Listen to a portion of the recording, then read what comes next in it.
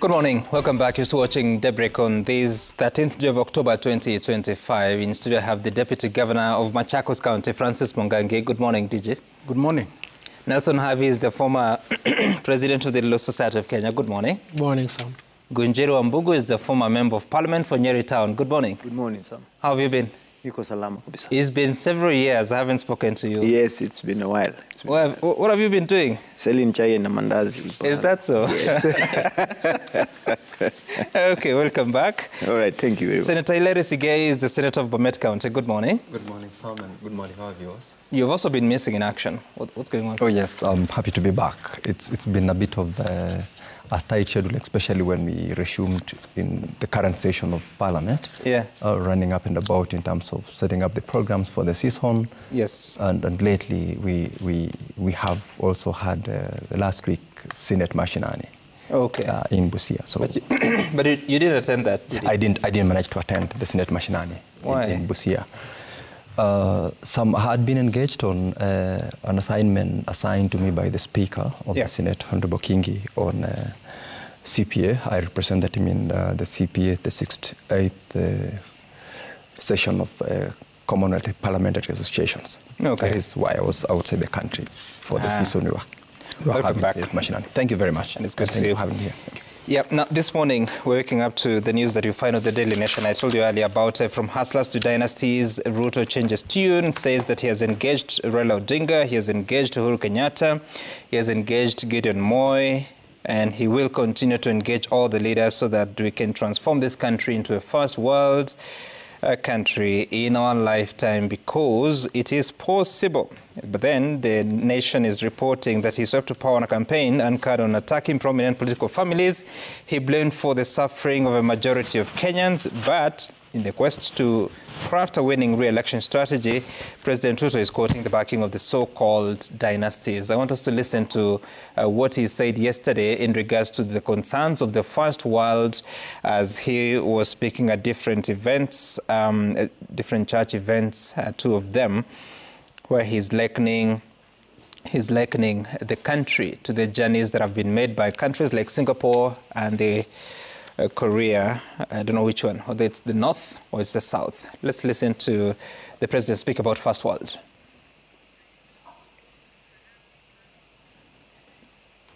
I have engaged many, including Gideon Moi recently, on how we are going to move this country from a third world country to a first world country. And I will continue to engage all the leaders until we come together. So, DJ, I'll begin with you. What does that exactly mean for a country that has multi-party democracy and what you're witnessing? Because now, in 2022, you are in Wiper, which was in Azimio, but now the people that he's referring to here, all of them are in Azimio. Raila Odinga, Uhuru Kenyatta, and Gideon Moi. Who's next? Obviously, he has money to flash around. Those who are ready to grab it can join the bandwagon. But I will tell you for free. Obviously, you will call me back here after the next election. Kalonzo is not one of them because he's not available. Secondly, I thought before the election and 1.5 years to the last election, all the promises, and I will say all the promises that were done, and Mr. President here, LSK, was part of that group then. It was very focal. I can tell you, none has been successfully implemented. Instead, we are seeing new things, new promises, new everything that is headed nowhere. I think it is the late Idi Amin who said there is freedom of speech, but I cannot guarantee the freedom after the speech. I think that is the policy that is being applied by this administration, that we make Kenyans as poor as possible so that we can easily control them. Because when you see what they are doing, let me ask you, buying or rather coercing opposition leaders to join you, what are you gaining? I take you back to the then Deputy President of the Republic of Kenya and presidential candidate then, when he spoke at Charterhouse in London, he castigated this kind of moves. And I remember him saying, strong opposition will check the government effectively. Are we deviated from that policy? So those who are ready to grump the billions being offered by this regime, they can join and we'll see where it goes. Kenya is united. And I can tell you, Sam, the other day we traveled all the way to Kisii and back Fire Road. And everywhere we went, it was actually one term, including even where Senator comes from. That is the commoners, the hustlers who have been forsaken in favor of the rich boys in this country. And do they explain why? Obviously, it is suffering. It is the suffering they have been subjected to. High taxation regime in any country brings poverty. The level of corruption in this country is unimaginable. The issue touching on land grabbing, we have seen even people being killed in favor of protecting the people knows better. As a result of land grabbing almost everywhere. There is nothing that is moving forward.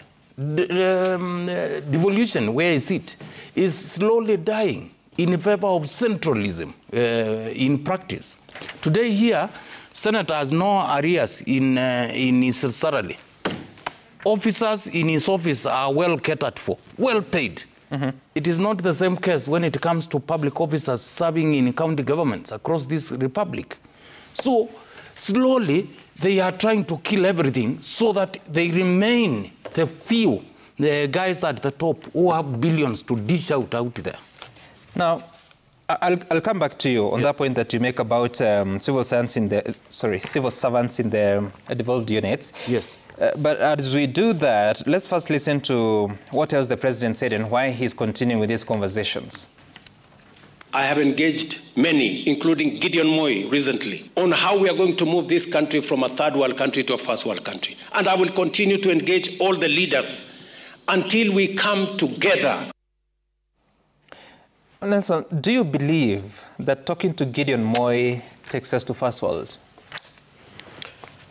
How does any engagement with Gideon Moi improve the education problem in Kenya? How does any engagement with Gideon Moi improve the almost collapsed healthcare system in Kenya?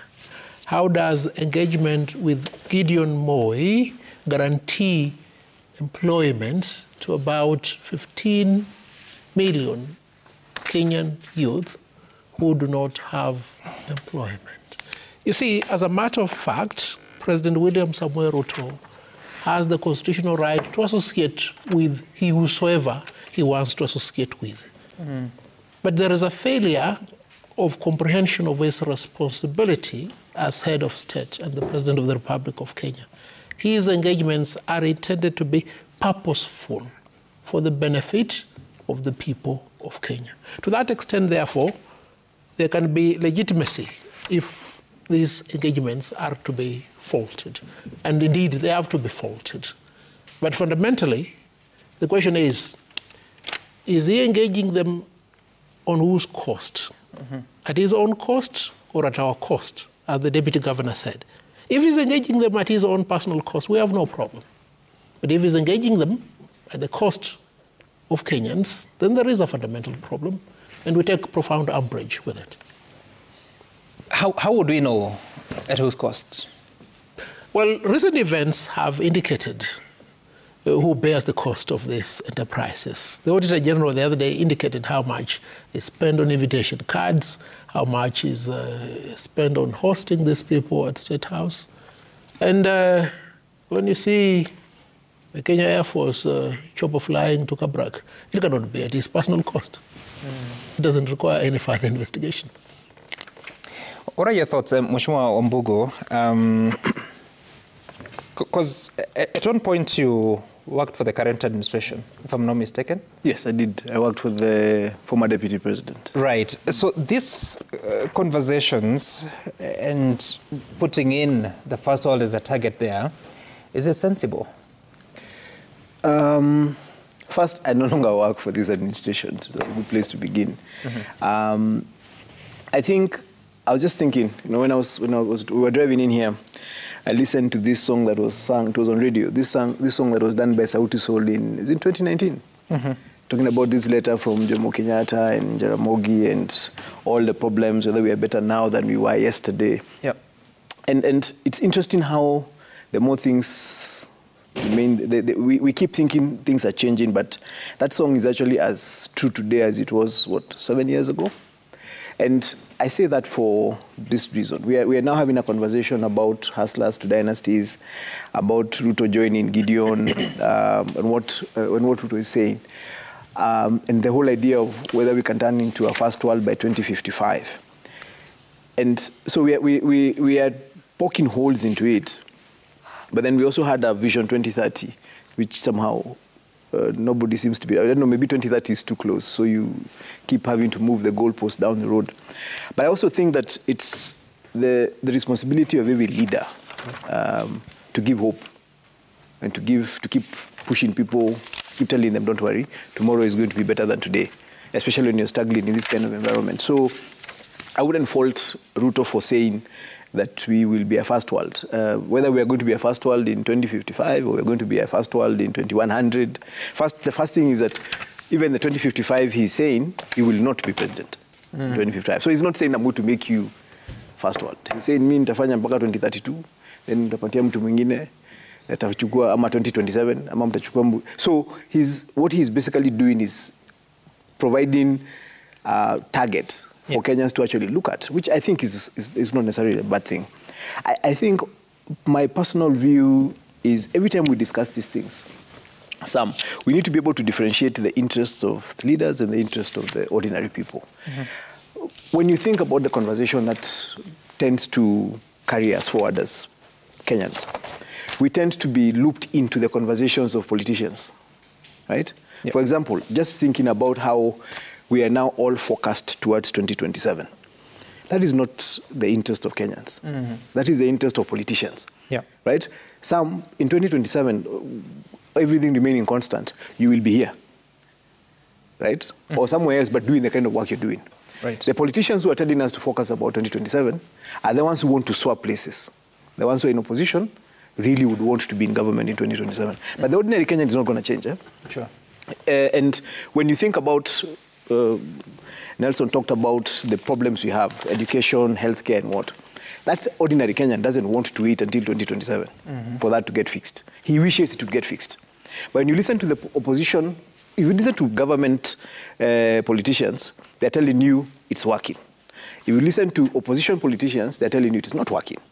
But the ordinary person who is here, who is actually the one engaged in that particular activity, is one who wishes it could be working. It doesn't matter who is in charge, right?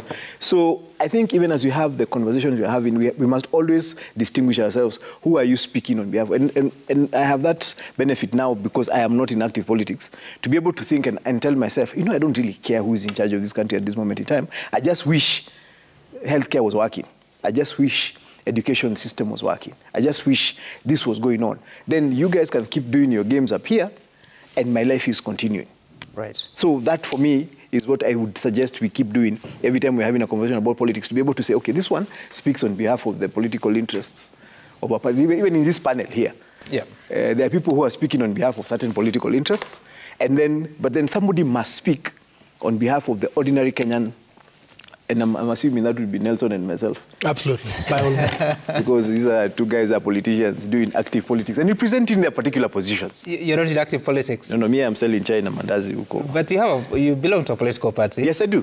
Yes, I do. And we are revamping ourselves, but a lot of our focus is on today.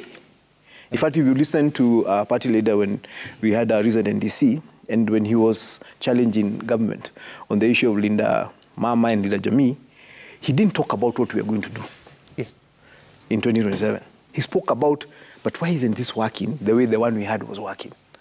And immediately he said that within the next week, everybody in government was scrambling to explain how what is there is better than what was there before. You know, so we are more focused on ensuring that delivery is given to people now. Because we also understand, we've been in administration for 10 years. We did our part and we want to come back, but we understand that the primary responsibility, the primary expectation of ordinary Kenyans is what they're getting today. Not what you're promising you're going to do for them.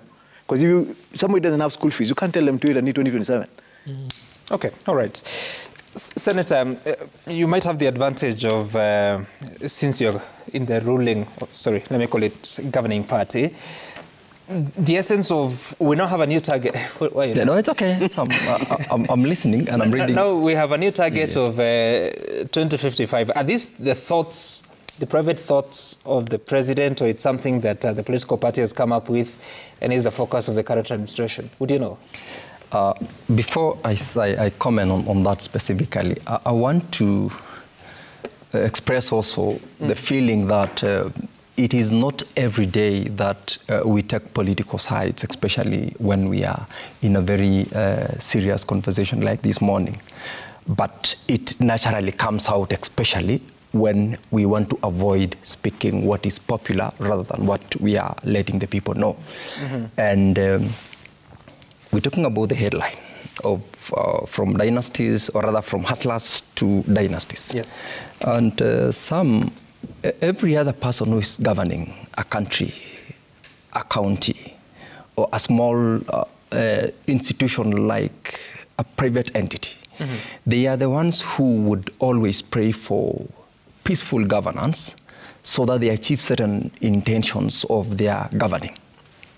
And I believe, therefore, that this conversation around reaching out to so-and-so and so-and-so is aimed at having that peaceful status to facilitate proper governance, and by extension then helps in delivering the commitments to the people. Remember, whoever is in office is the person who suffers the greatest and the deepest injury when it comes to, creation of unfulfilled commitments or promises to the people. The way we have just said here, such that when DG says that the president has reached out, of course we've listened to the clips, it's not because of what I would now want to say. I want to get involved in terms of how much has been given or in whose cost we are getting that engagement into, but the bigger picture. And that bigger picture now answers your question as to whether it is a personal, individual desire to look at Kenya as a first world in 2025 or 2030. Uniting Kenya, remember, was one of the manifesto of Kenya Kwanza, and any other person or political formation that desires to form government. That can never be limited to one coalition or one political party. You would want to unite your country as one. This is part of the conversation that is being advanced by the ruling coalition. And so, Kenya Kwanza is under the leadership of President William Ruto right now. His ideas, I'm sure we've all been listening to all through, from the time of our campaigns up to right now. It's only unfortunate when I hear the DG says that, actually they wrote down, he said that all promises, none has been successful. It's so unfortunate that such a statement would come, especially from someone who is in leadership right now, because I would expect the DG to tell the people of Machakos County the sort of things that the current government of the county of Machakos has done. I'm sure they have. It's not that they have done nothing.